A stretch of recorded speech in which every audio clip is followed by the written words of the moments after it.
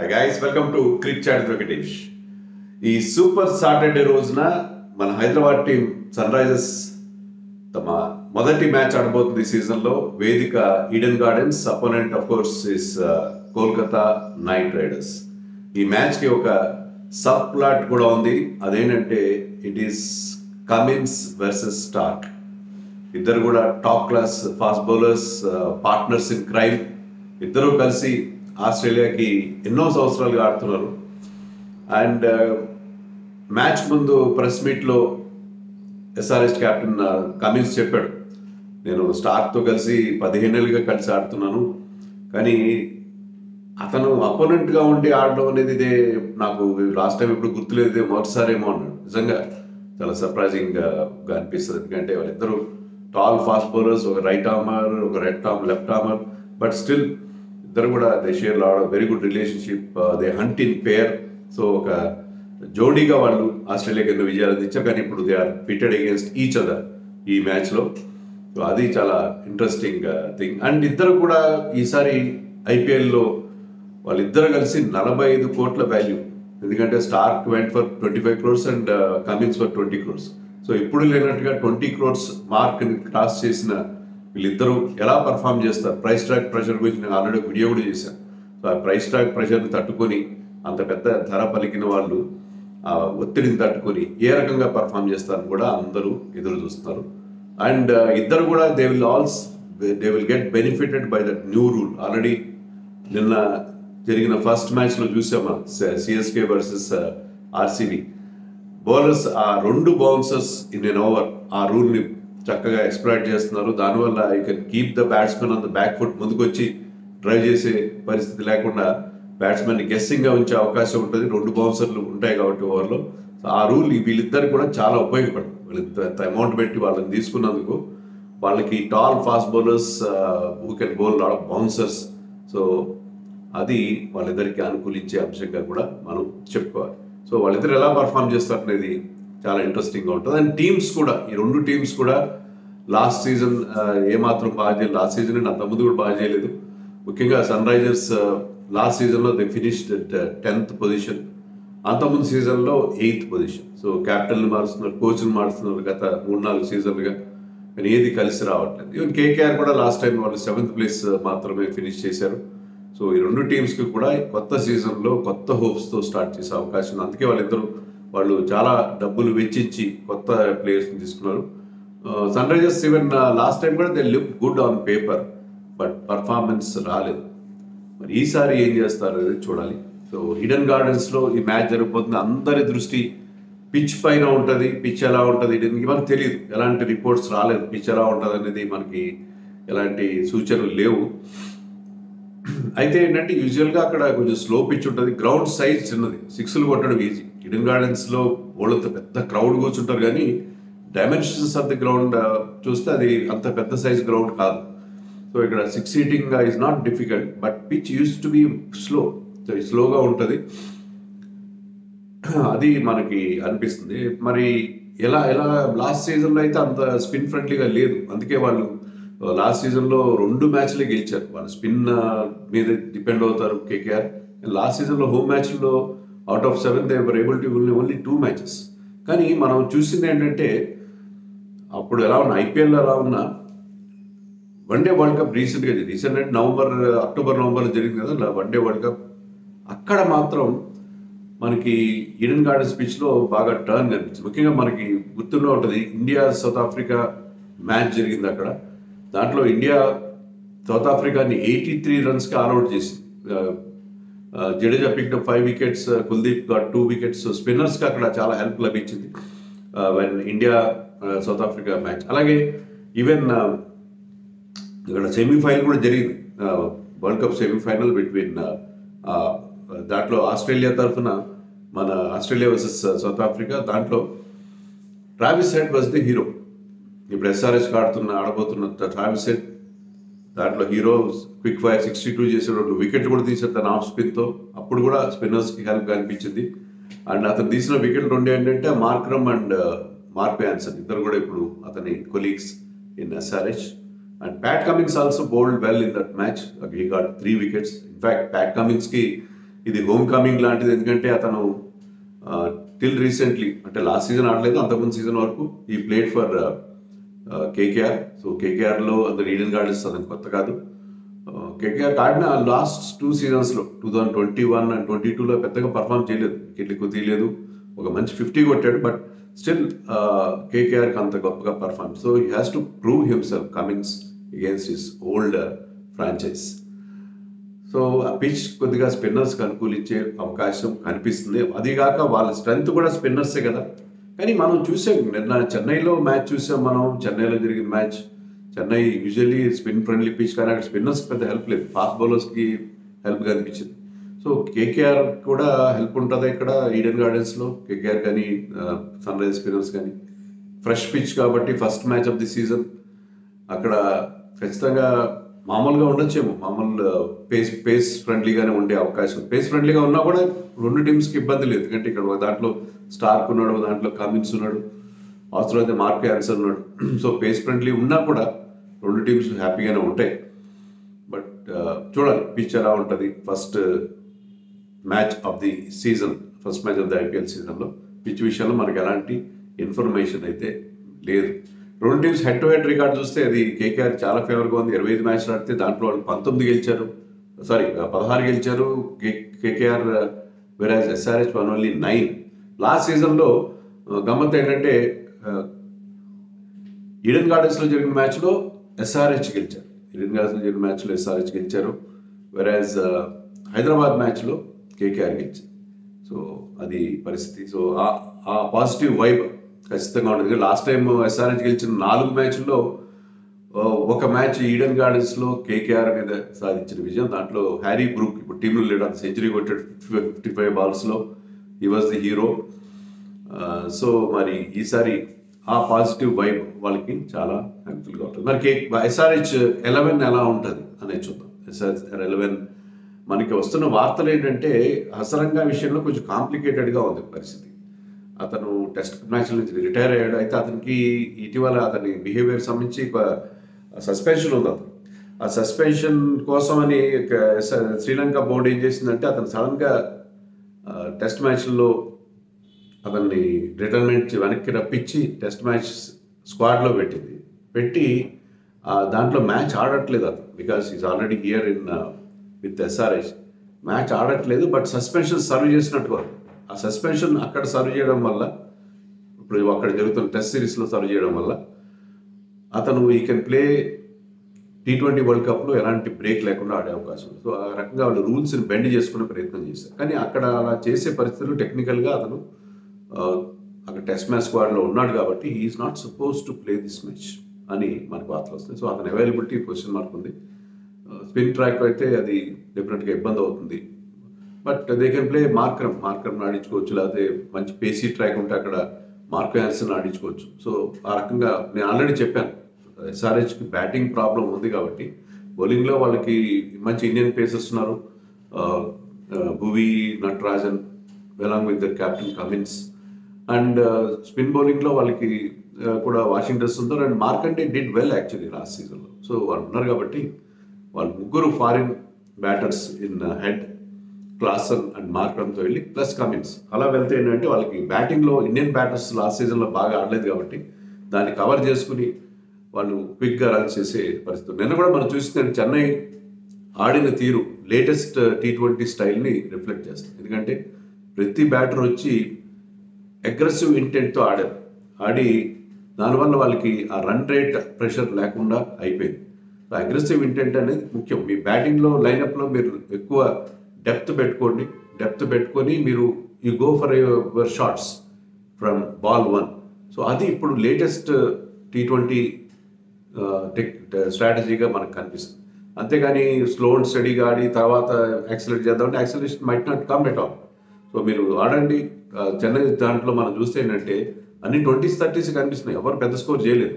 But they were able to get that target of 174 easy. So అది right strategy. 20-30 చేయాలి batters, quick fire నాక్స్ చేయాలి. అంతేగాని ఎక్కువసేపు ఉండి మెల్లగా స్లో అండ్ స్టడీగా వెళ్దాము, స్లోగా స్టార్ట్ అవుతాం అలా కాకుండా స్టార్టింగ్ నుంచి అగ్రెషన్ అనేది చూపిస్తే బాగుంటుంది. సో అది అలాంటి చూపించాలంటే you should have enough strength. అందుకని ఎస్ఆర్హెచ్కి వాళ్ళకి ఆల్రౌండర్స్ ఉన్నారు కాబట్టి వాళ్ళు 5 బౌలర్స్ వాషింగ్టన్ సుందర్ పెట్టుకొని వాళ్ళకి ఆప్షన్స్ ఉంటాయి. Options like Travis head, Abhishek Sharma లాంటి ఆప్షన్స్ ఉంటాయి వాళ్ళకి. 6th బౌలింగ్ ఆప్షన్ ఉంటుంది కాబట్టి వాళ్ళు ఆ రకంగా వెళ్తే బాగుంటుంది. సో నా 11 ఎలా ఉంటుందంటే మయాంక్ అండ్ హెడ్ ఓపెన్ చేస్తాను. Mayank Agarwal and Travis head will open. Left right combination అక్కడ మీకు మేనేజ్ అవుతుంది. అభిషేక్ శర్మ లాస్ట్ సీజన్లో కూడా ఈ batted the middle order to accommodate Harry Brook at the top. So ఈసారి కూడా తను మిడిల్ ఆర్డర్లో ఆడే అవకాశం ఉంది. దానివల్ల అక్కడ లెఫ్ట్ హ్యాండర్స్ కూడా వస్తారు.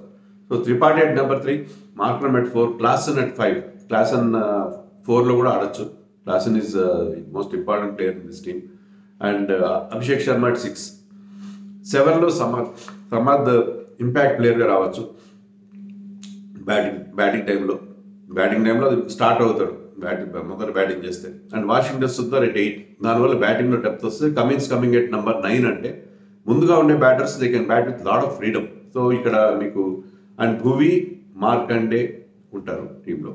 సో మనకి అక్కడ భువి, మార్కండే, కమిన్స్, వాషింగ్టన్ సుందర్ నలుగురే మనకి బౌలర్స్ కనిపిస్తున్నారు. కానీ మనకి బౌలింగ్ టైంలో నటరాజన్ని మీరు ఇంపాక్ట్ సబ్గా తీసుకుంటే మీకు 5 బౌలర్స్ ఉన్నారు. Plus you have part time options of spin off head, Markram and Abhishek Sharma and if required Samad select spin also. So మీకు బ్యాటింగ్లో ఆ స్ట్రెంగ్త్ పెట్టుకుంటే చాలా బాగుంటుంది. మనం అనుకున్నట్టుగా ఇప్పుడున్న అగ్రెసివ్ ఇంటెంట్తో బ్యాటింగ్ చేసే అవకాశం ఉంటుందండి. నేను ఈ రకమైన 11 అనుకుంటున్నాను. మరి కేకేఆర్ 11 ఎలా ఉండాలి? కేకేఆర్ చాలా సార్టెడ్గా ఉంది 11. ఓన్లీ ఒక ఇంపాక్ట్ ప్లేయర్ విషయంలోనే వాళ్ళకి కొంచెం ఏమైనా డౌట్ ఉంటుంది. ఎందుకంటే Venkatesh Iyer, Phil Salt open చేస్తారనుకుంటున్నాను. గుర్బాజ్, ఫిల్ సాల్ట్ ఇద్దరు కూడా ఫారిన్ కీపర్స్. ఇద్దరు ఎవరైనా ఒకటి చేయొచ్చు అక్కడ. వాళ్ళకి కేఎస్ భారత్ ఆప్షన్ కూడా ఉంది. కానీ ఫారిన్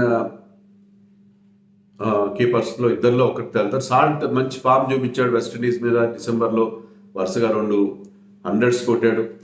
సో అతన్ని స్టార్ట్ చేస్తారేమో, అతనికి ఒక అవకాశం ఇస్తారేమో అనిపిస్తుంది. You can be destructive batter at the top. So Iyer, Phil Salt might open. Gurbaz మరి అంత కన్సిస్టెంట్గా ఆడలేదు last season. Shreyas sir captain return అవుతున్నాడు. He will be at number 3. అతను ప్రెస్ మీట్లో కూడా చెప్పాడు నేను ఫుల్ ఫిట్గా ఉన్నానని చెప్పాడు. సో అతను ఫిట్నెస్ విషయంలో ఎవరికి అలాంటి డౌట్స్ ఉండాల్సిన అవసరం లేదు. Nitish Rana at number 4, Rinku Singh the finisher at 5 and Russell at 6. So వాళ్ళకి ఇద్దరు టాప్ క్లాస్ ఫినిషర్స్ ఉన్నారు, Rinku and Russell, the RR factor and Rana. So triple R, Rana, Rinku, Russell. వాళ్ళ మిడిల్ ఆర్డర్లో ఇండియన్స్ ఉన్నారు. తర్వాత ఒక ఫారిన్ మంచి వికెటర్ ఉన్నాడు. సో వాళ్ళకి లెఫ్ట్ రైట్ కాంబినేషన్ కూడా బ్రహ్మాండంగా మెయింటైన్ అవుతుంది. Venkatesh Iyer, Rana, Rinku Singh plus 3 right hander Salt, Shreyas Iyer and Russell. మళ్ళీ ఆ లెఫ్ట్ రైట్ కాంబినేషన్ వస్తుంది.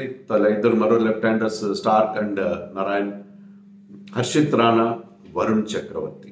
ఇది వాళ్ళ 11. అయితే వీళ్ళ బ్యాటింగ్ ఇంపాక్ట్ ప్లేయర్గా నేను మనీష్ పాండే అనుకుంటాను. Ramandeep Singh is also.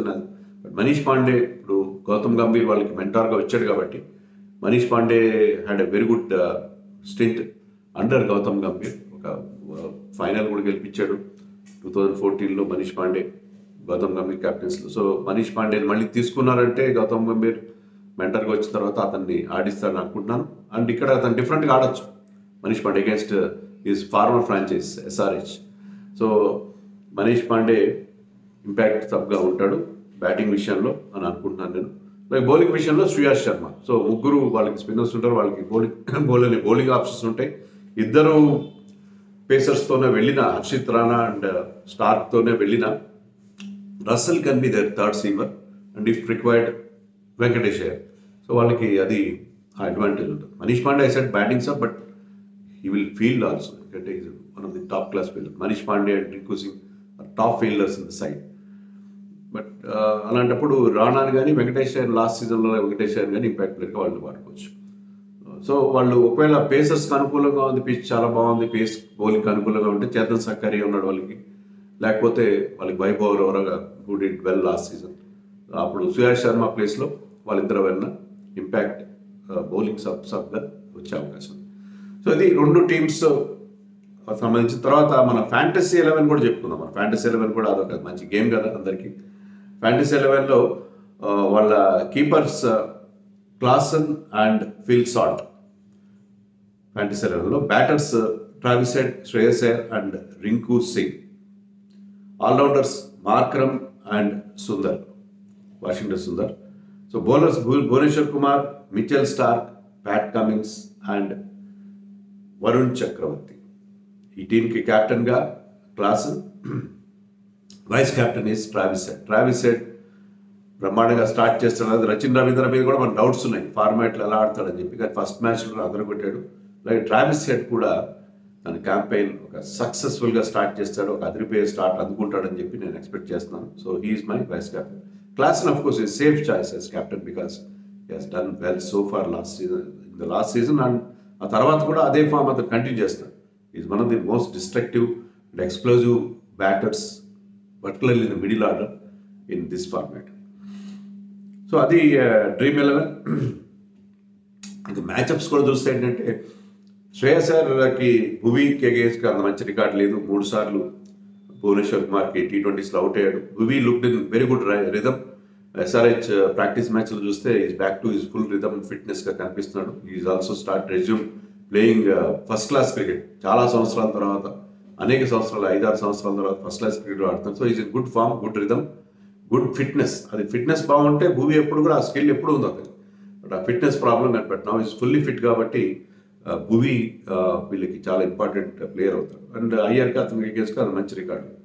అలాగే SRH బ్యాటర్స్లో మయాంక్ అగర్వాల్కి వరుణ్ చక్రవర్తికి అగేన్స్ట్గా 3 సార్లు అవుట్ అయ్యాడు. So Varun Chakravarthy is danger for Mayank Agarwal. తర్వాత ఈ 2 టీమ్స్ కూడా ఓపెనింగ్ విషయంలో స్ట్రగుల్ అవుతుంది. ఇంకా KKR చాలా స్ట్రగుల్ అవుతుంది. చాలా మంది ఓపెనర్స్ మార్చారు, చాలా మంది కీపర్స్ మార్చారు. వాళ్ళు గత 2 సీజన్లుగా చూస్తే ఏంటంటే పవర్ ప్లేలో మినిమం 2 వికెట్లు, యావరేజ్ను 2 వికెట్స్ కోల్పోతున్నారు పవర్ ప్లేలో. సో వాళ్ళ ఓపెనింగ్ వదులుకోవట్లేదు, తర్వాత పవర్ ప్లేలో they are losing too many wickets. So ఇలాంటి కొన్ని ఇంట్రెస్టింగ్ స్టాట్స్ అక్కడ మనకి కనిపిస్తున్నాయి. మరి ఎవరికి విజయ అవకాశాలు ఉన్నాయి, ఎవరు బాగా ఆడచ్చు? SRH team is looking good. Last season also they look good, but they have a new coach in Daniel Vettori. Spin బౌలింగ్లో వీక్ అనుకుంటాం, కానీ వెట్టోరీ లాంటి ఒక వరల్డ్ క్లాస్ స్పిన్నర్ టీంలో ఉన్నాడు కాబట్టి ఇక్కడ ఉన్న కొత్త స్పిన్నర్స్ కానీ పాత వాళ్ళు కానీ అతని గైడెన్స్ చాలా ఉపయోగపడుతుంది. And team is looking good in pace bowling and batting. బ్యాటింగ్లో కూడా ఎక్స్ట్రా పంచ్ ట్రావిస్ హెడ్ లాంటి ప్లేయర్స్ రావడంతో వచ్చింది. వీళ్ళు ఏంటంటే వాళ్ళు ఇండియన్ స్టార్స్ బాగా ఆడాలి. Indian stars did not do well last season. Mayank కానీ, అభిషేక్ కానీ, త్రిపాఠి కానీ, వీళ్ళు కనుక they can pull up their socks and perform well, SRH చాలా బాగా ఆడే అవకాశం ఉంది. అలాగే పేసర్స్ కూడా, ఇండియన్ పేసర్స్ నట్టు ఒక 2-3 సీజన్ల క్రితం నాటి ఫామ్ అందుకోవాలి.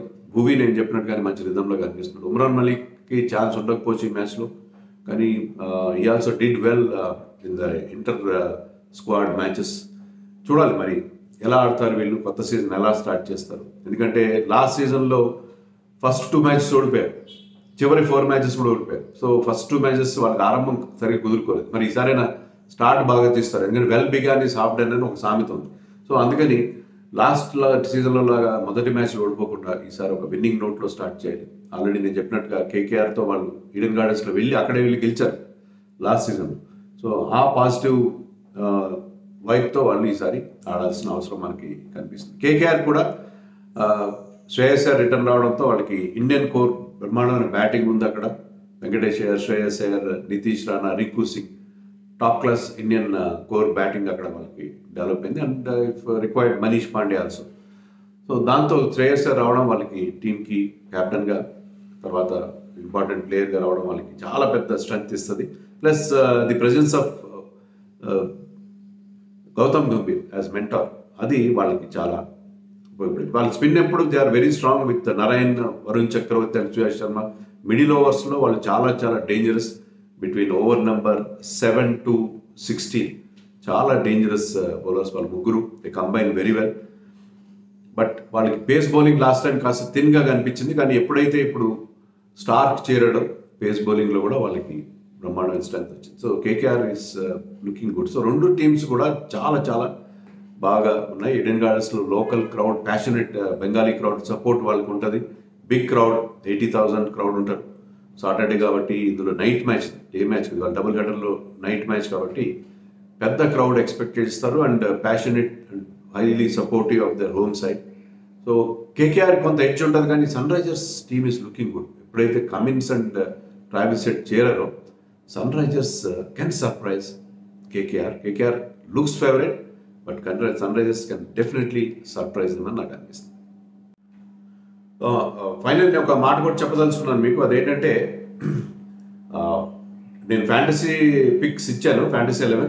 అయితే ఒకవేళ టాస్ తర్వాత నేను అనుకున్న ప్లేయర్స్ మిస్ అయితే, మార్క్రమ్ లాంటి వాళ్ళు లేరు అనుకుందాం, లేకపోతే ఇంకెవరో లేరు, నిన్న కూడా అదే పరిస్థితి అయింది, మనం పిక్ చేసే ప్లేయర్స్ రాలేదు. అలాంటప్పుడు నేను ఒక టెలిగ్రామ్ ఛానల్ లింక్ మీకు కామెంట్ సెక్షన్లో పిన్డ్ కామెంట్కి ఇస్తాను.